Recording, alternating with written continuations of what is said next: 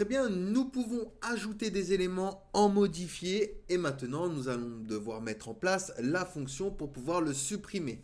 Donc, rendez-vous donc sur notre hook où nous allons nous créer donc une fonction à la suite que nous allons appeler delete préférence. Alors hop, préférence. Donc c'est égal à une fonction asynchrone qui va récupérer l'ID correspondant.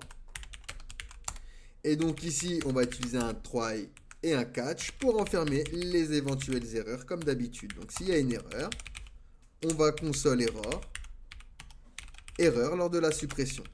Lors de la suppression. Si jamais la promesse est résolue, on envoie donc await et on utilise donc la méthode remove de Firebase Database. Donc on veille bien à l'importer au niveau de nos imports. Et donc ici, on va faire référence avec ref à database. Et donc, entre template literals, on va faire référence à préférence slash ID. Donc à notre paramètre ID.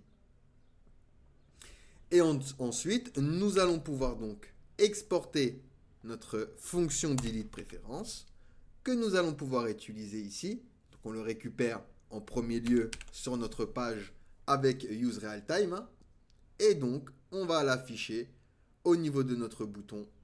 Donc le bouton de suppression qui est ici. OnClick. Et c'est une fonction qui va lancer donc delete préférence et qui attend donc l'ID. Et ici ce sera donc préférence.id pour récupérer le bon ID. Et de cette manière, je resize la page. Je vais pouvoir donc supprimer mes éléments. Et donc ici, pareil, même histoire. Vous voyez, hop, ils vont bien se supprimer. Donc ici, on a fait les 4 opérations du CRUD avec la Real-Time Database. On va pouvoir ajouter des éléments. Hop. Et on va pouvoir également les modifier. Et les supprimer. Nous avons donc fait les 4 opérations du CRUD. Allez, posez-moi des questions si vous en avez. Sinon, nous allons pouvoir passer à la troisième partie sur l'authentification avec Firebase.